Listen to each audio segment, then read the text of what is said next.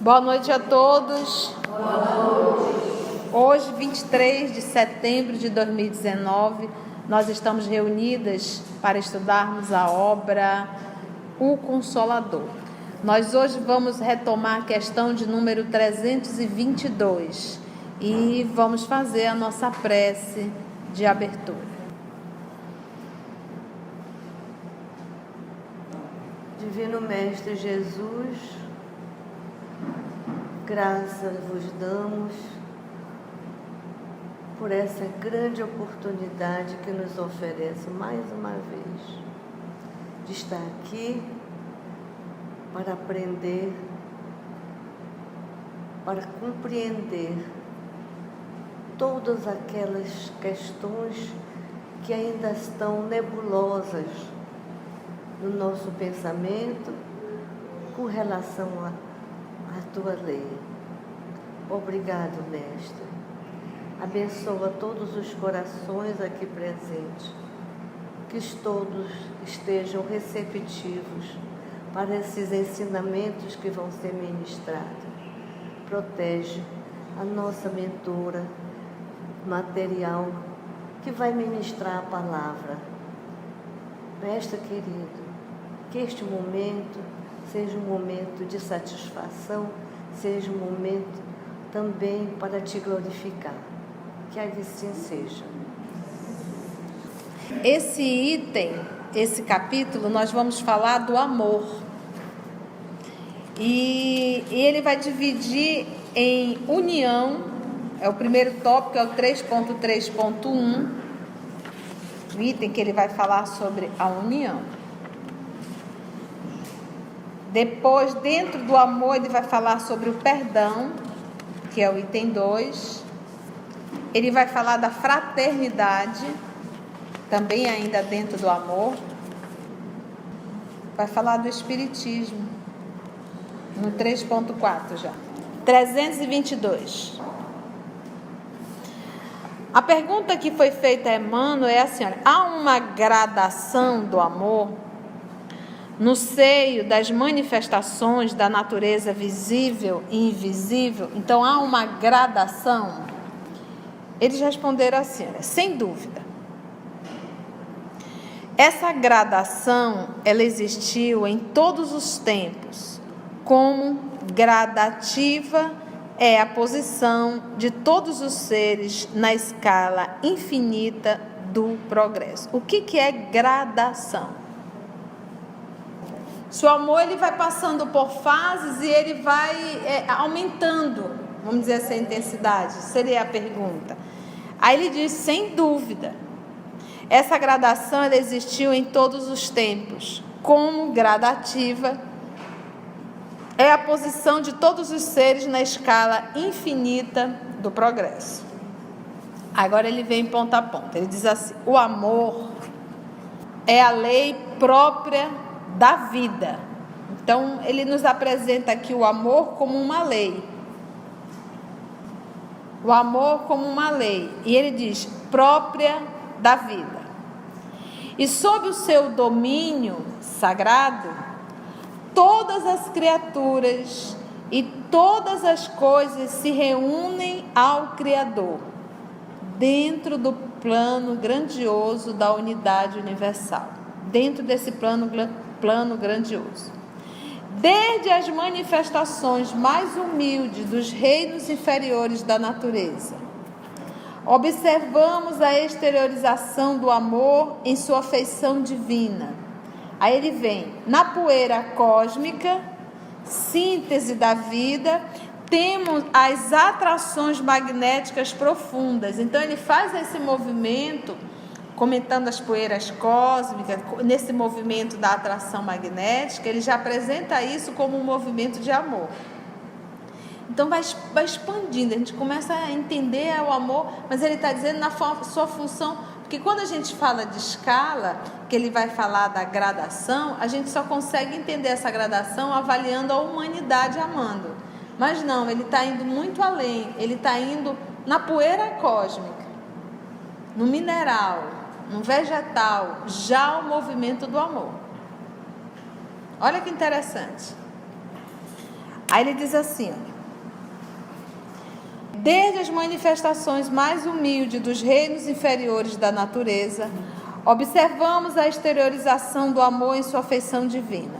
Na poeira cósmica, síntese da vida, temos as atrações magnéticas profundas. Nos corpos simples, vemos as chamadas precipitações da química, isso nos corpos simples. Nos reinos mineral e no reino vegetal, verificamos o problema das combinações indispensáveis. Nas expressões da vida animal, observamos o amor em tudo, em gradações infinitas, da violência à ternura, nas manifestações do irracional. No caminho dos homens é ainda o amor que preside a todas as atividades da existência em família e em sociedade. Porque a família ela é construída, pautada nesse movimento de amor. Reconhecida a sua luz divina em todos os ambientes, observaremos a união dos seres como um ponto sagrado, referência dessa lei única que dirige o universo. Lei única, o amor. Porque quando ele vai falar lá no Livro dos Espíritos, ele coloca a lei de amor, justiça e caridade. É uma lei só, lei de amor, justiça e caridade. Por isso que ele coloca aqui como uma lei única.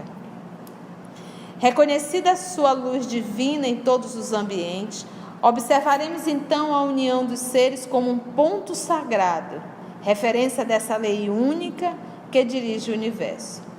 Das expressões de sexualidade, o amor caminha para o supersexualismo, marchando sempre para as sublimadas emoções da espiritualidade pura, pela renúncia e pelo trabalho santificante, até alcançar o amor divino, atributo dos seres angélicos que se edificaram para a união com Deus, na execução de seus sagrados desígnios no universo. Aqui ele fecha a pergunta.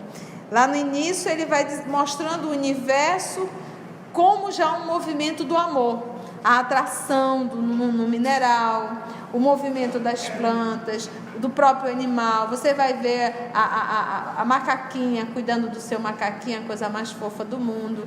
Você vai ver a leoa cuidando do seu filhote com tanto carinho, que é uma ternura muito grande. Isso já é o movimento, o ensaio do amor.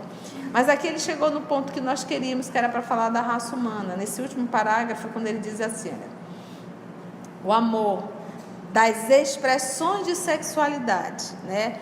O amor entre um homem e uma mulher, entre uma mulher e um homem. Aí ele diz, o amor caminha para o supersexualismo, que está além da sexualidade, além do sexo, marchando sempre para as sublimadas emoções da espiritualidade pura, porque o movimento do amor que caminha para o ato sexual, o próprio prazer do sexo, ele é algo na horizontal. Se há amor, a plenitude é na convivência e não absolutamente no sexo, é na convivência. Quando ele fala desse supersexualismo, esse supersexualismo é aquele movimento que o ser humano já faz para o prazer que está acima do sexo, acima do temporal.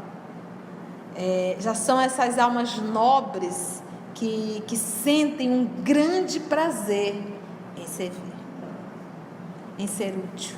Aí ele diz, marchando sempre para as sublimadas emoções da espiritualidade pura. Como são essas emoções?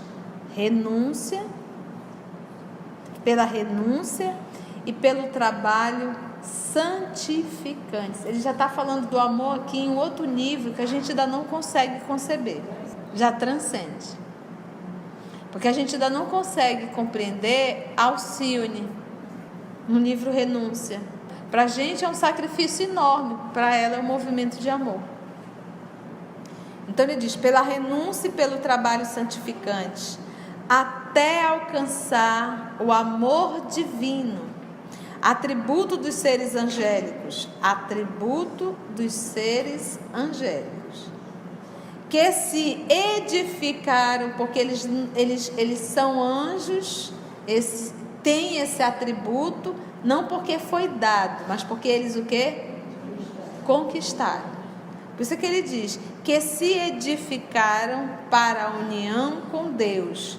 Então, não mais a união entre eu e o ser hominal, mas entre eu e Deus. Uma vez essa união sendo feita, eu passo a identificar a humanidade universal como irmãos meus, como amados meus. Não há, por exemplo, o carinho e a ternura, o cuidado com que você tem, a dedicação para com o filho que tu paristes. Esse movimento passa a ser universal. Você olha para um idoso, você identifica seu pai e sua mãe. Você olha para um adolescente, você identifica seu filho. É o mesmo sentimento. E a alegria enorme de servir. Atributo dos seres angélicos que edificaram para a união com Deus na execução de seus sagrados desígnios no universo. Qual é o desígnio de Deus para a humanidade terrena? O desígnio de Deus é só que a gente ama. Não tem duas, é só um. O resto é consequência dele. Tudo, se eu ficar aqui, se eu for um sociólogo e ficar discutindo aqui, no fundo, só tem uma lição. A lição única é a do amor. Uma vez o amor estando resolvido, as emoções são sublimes. Não há mais miséria, não há mais ódio, não há mais inveja, não há mais disputa, não há, acaba tudo. Uma vez o amor estando instalado, o resto está tudo resolvido. O amor em cada humano. Aí essa questão aqui foi uma questão, a 323, que deu assim um pouco de pano para manga dentro do movimento espírita. Porque o livro dos Espíritos, ele é bem claro quando nos fala, Diana, quando nos fala que não existe alma gêmea. Aí vem o nosso querido Emmanuel e responde a pergunta assim: será uma verdade a teoria das almas gêmeas? Então, assim, o que a gente tem que entender é a concepção da palavra alma gêmea. Isso quer dizer o quê? Que Deus criou uma pessoa destinada a outra.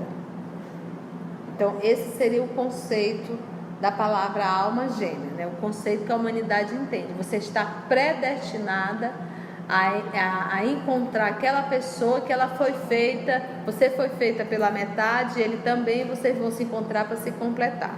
Então, essa é a teoria. Então, pautado nessa teoria não existe, porque Deus não fez ninguém pela metade. O que o nosso Emmanuel nos fala, o termo alma gêmea, ele está se referindo a espíritos que ao decorrer das reencarnações se encontraram e desenvolveram um grau de afinidade, de amor muito grande, e que se alegram ao se reencontrar, que é o caso dele mesmo, Públio com Lívia.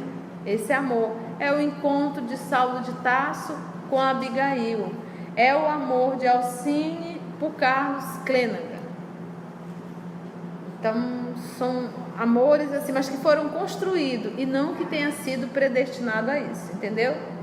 Vamos ver a resposta do nosso Emmanuel quando ele diz: será uma verdade a teoria das almas gêmeas? Ele diz assim: no sagrado mistério da vida, cada coração possui no infinito a alma gêmea da sua, companheira divina para a viagem à gloriosa imortalidade. Agora ele usou uma palavra aqui, olha, mistério da vida.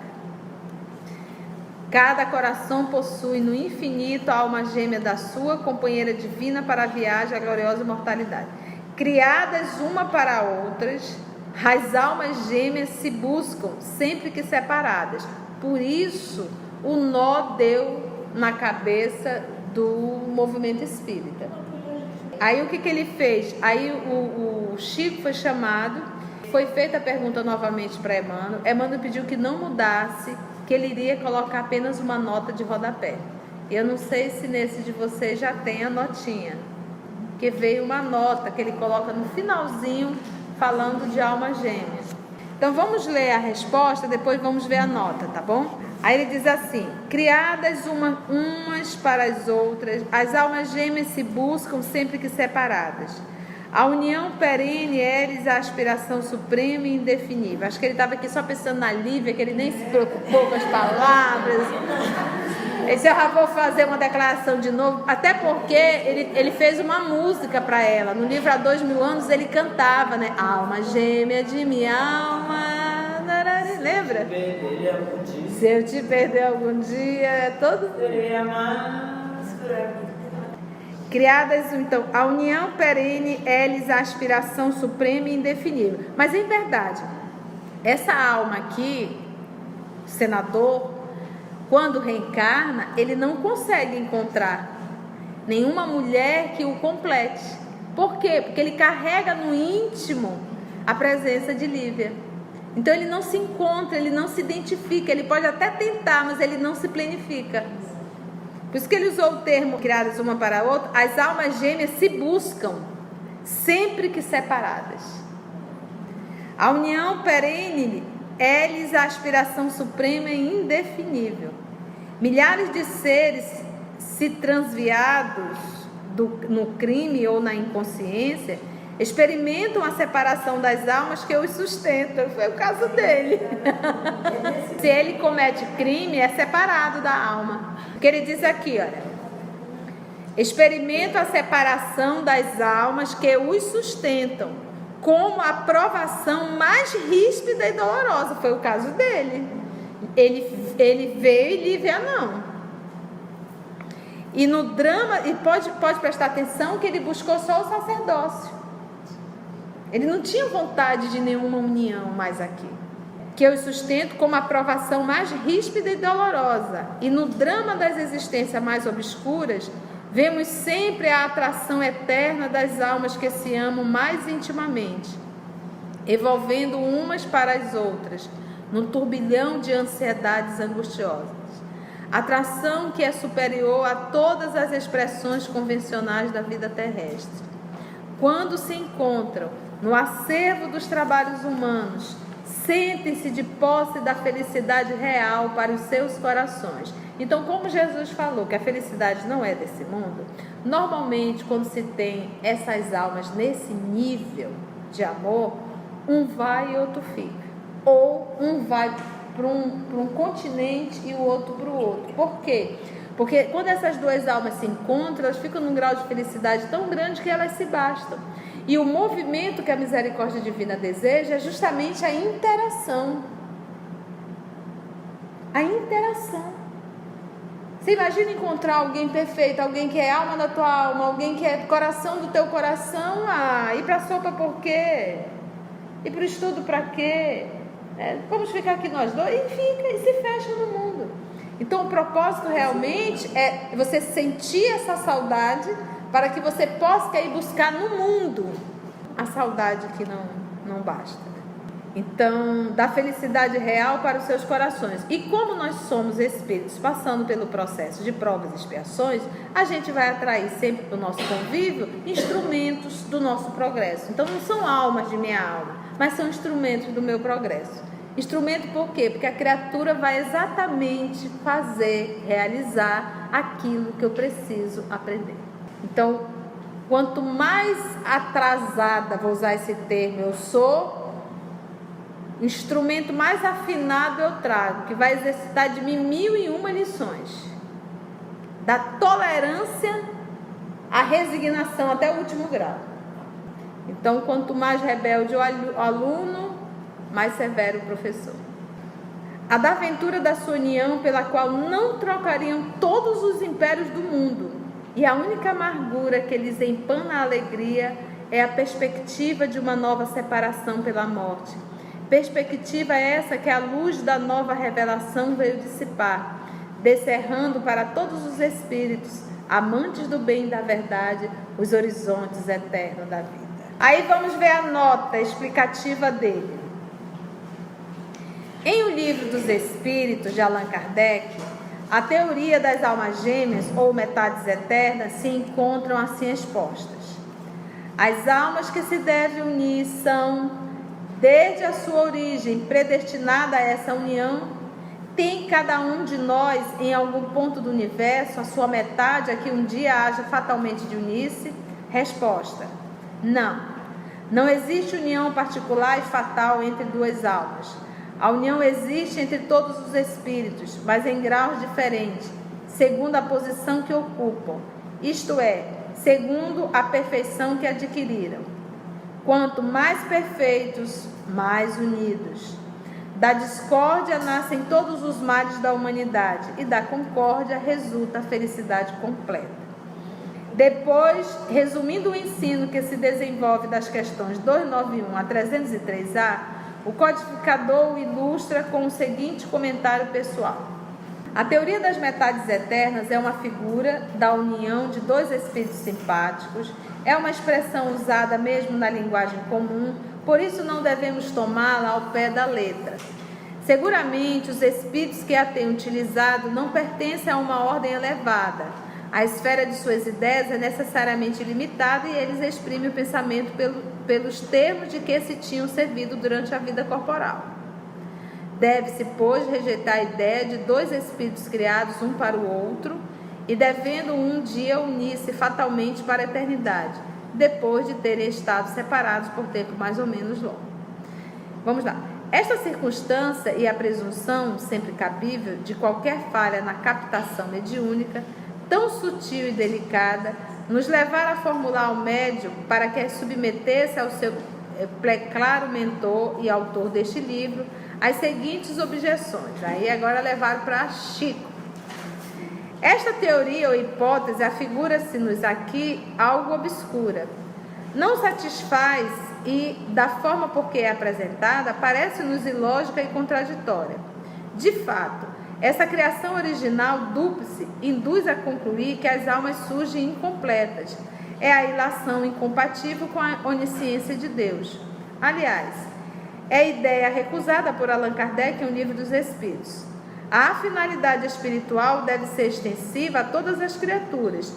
E se esse sistema de gênese binária pudesse justificar-se, a comunhão universal jamais seria una e integral, porque um foi criado por outro, um foi criado por outro, quando é que vai ter algo? Como contingência acidental na trajetória dos seres decaídos, poder-se-ia talvez admitir, mas, ainda assim, em caráter transitório, condicional, nunca absoluto. De outra forma, parece-nos seria um dualismo excepcional, barreira oposta à lei do amor, que deve abranger todas as criaturas de Deus em perfeita identidade de origem e de fim.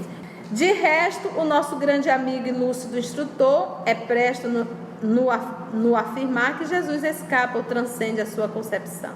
Ora, assente como postulado incontroverso que há muitos Cristos. Achamos nós que a teoria ou sistema das almas gêmeas deixa de ter cunho universal e desnecessário, será equacional. Para nós, o problema se justa muito melhor aos institutos da família, como ensaio de comunhão dual, mas sempre condicional ou acidental e transitória, colimando a unificação coletiva com Cristo para Deus. A estas considerações, dignou-se de responder o insigne e bondoso Emmanuel com a seguinte mensagem. Aí vem agora Emmanuel. Meu amigo, a gente já treme nas bases. Deus te abençoe o coração nas lutas materiais. Agradecendo o teu carinho fraterno na colaboração amiga e sincera de sempre, peço a modificação do texto da questão de número 378 do novo trabalho, que deverá ser apresentado nos seguintes termos. Grande número de almas desencarnadas nas ilusões da vida física, guardadas quase que integralmente no íntimo, conservam-se por algum tempo incapazes de apreender as vibrações do plano espiritual superior, sendo conduzidas pelos seus guias e amigos redimidos às reuniões fraternas do Espiritismo Evangélico. onde sob as vistas amoráveis desse mesmo mentores do plano invisível, se processam os dispositivos da lei de cooperação e benefícios mútuos que regem os fenômenos da vida nos dois planos. Tipo assim, mano, não entendi não, por que tu foi para esse lado? Mas vamos lá. Devo o pequeno equívoco observado, concedendo à matéria certos ascendentes que só pertencem ao espírito, a perturbações do método de filtragem mediúnica, onde o nosso pensamento foi prejudicado. Ele jogou pro Chico. Eu digo, se Chico perturbava e eu vou me arvorar a escrever livro, gente, você imagina?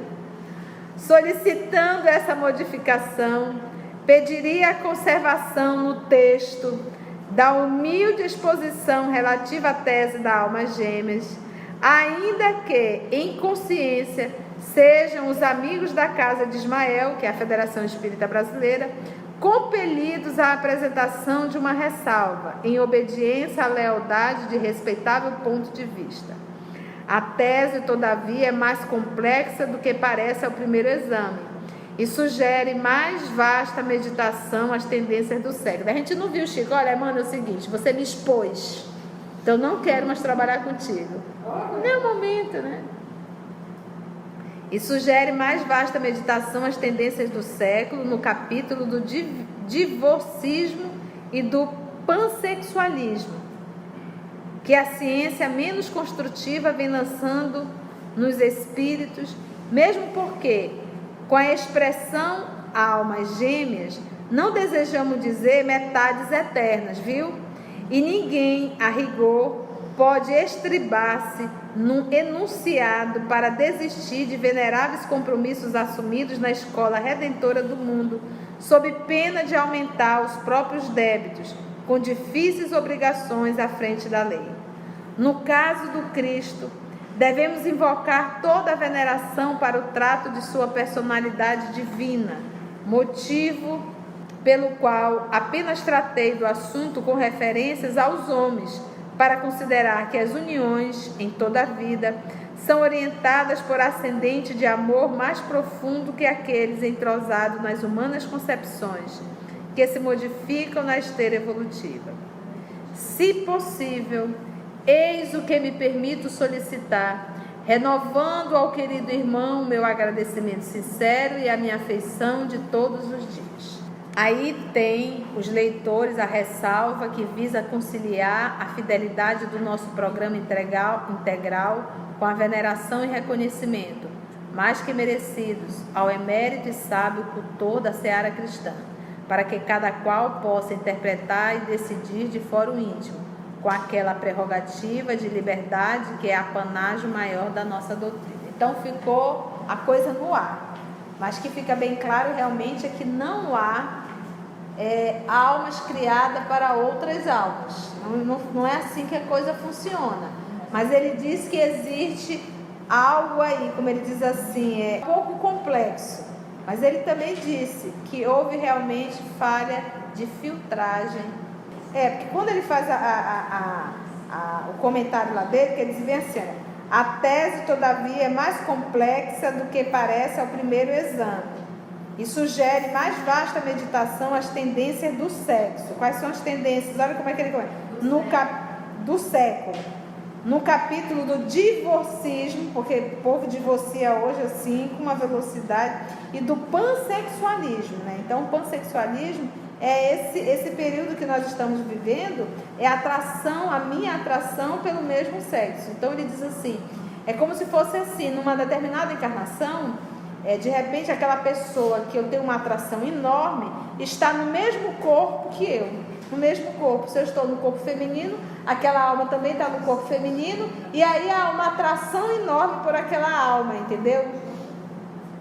Então por isso que ele diz que é algo que é muito complexo, como ele diz assim, sugere mais vasta meditação às tendências do século. Tendência do século, que hoje realmente é algo que é difícil uma família não ter um caso homossexual.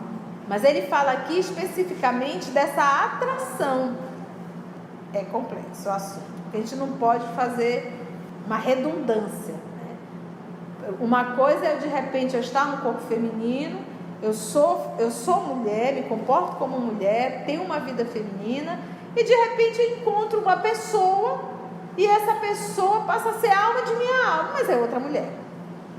Então, eu não sou homossexual, mas encontrei uma alma, que isso poderá até envolver sexo. Difere da criatura que já nasce e que tem toda uma tendência, que na verdade, no fundo, o que gosta é fazer sexo com o mesmo sexo. Porque eu não posso dizer que todo comportamento homossexual está derivando de uma situação dessa, entendeu? Cada caso, um caso. Vamos só finalizar então esse aqui. Ele diz: existe nos textos sagrados algum elemento de comprovação para a teoria das almas gêmeas? Ele diz: olha, somos dos primeiros a reconhecer que em todos os textos necessitamos separar o espírito da letra. Contudo, é justo lembrar que nas primeiras páginas do Antigo Testamento, base da revelação divina, está registrado, abre aspas, e Deus considerou que o homem não devia ficar só. E aí ele colocou, veja-se a nota da primeira edição no final do volume, né? A atração das almas gêmeas é traço característico de todos os planos de luta na Terra? Ele diz: olha, o universo é o plano infinito que o pensamento divino povoou de ilimitadas e intraduzíveis belezas. Para todos nós, o primeiro instante da criação do ser está mergulhado no suave mistério, assim como também a atração profunda e inexplicável que arrasta uma alma para outra. No instituto dos trabalhos, das experiências e das provas, no caminho infinito do tempo. A ligação das almas gêmeas repousa para o nosso conhecimento relativo nos desígnios divinos, insondáveis na sua sagrada origem, constituindo a fonte vital do interesse das criaturas para edificações da vida.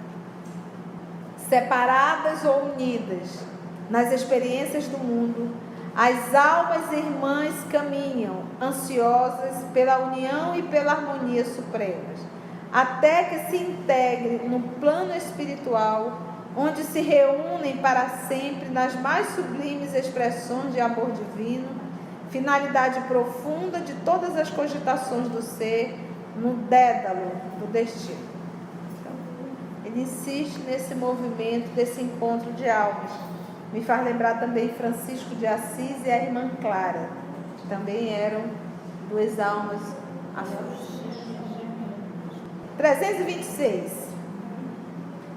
A união das almas gêmeas pode constituir restrição ao amor universal? Porque fica ali só duas pessoas, e aí? E o universo? Ele diz assim: o amor das almas gêmeas não pode efetuar semelhante restrição, porquanto, atingida a culminância evolutiva, todas as expressões afetivas se irmanam na conquista do amor divino. O amor das almas gêmeas, em suma, é aquele que o Espírito um dia sentirá pela humanidade inteira. Imagina o amor de Lívia e o amor do senador, esse sentimento pela humanidade inteira. Aí ele diz: se todos os seres possuem a sua alma gêmea, qual é a alma gêmea de Jesus Cristo? Agora olha como Emmanuel respeita, né? Não julgamos acertado trazer a figura do Cristo para condicioná-la aos meios humanos. Olha, num paralelismo injustificável, não compara ele não. Porquanto em Jesus temos de observar a finalidade sagrada dos gloriosos destinos do Espírito. Ele é o destino. Nele cessaram os processos, não tem mais provas, expiações, não tem. Sendo indispensável reconhecer na sua luz as realizações que nos compete atingir. Representando para nós outros a síntese do amor divino, somos compelidos a considerar que de sua culminância espiritual enlaçou no seu coração magnânimo com a mesma dedicação a humanidade inteira, depois de realizar o amor supremo. Não julgamos acertado trazer a figura do Cristo para condicioná-lo aos meios humanos. Não é parâmetro, né? Vamos parar aí, gente? Então agradecemos ao nosso Senhor Jesus por mais essa oportunidade de estudo e até o nosso próximo encontro.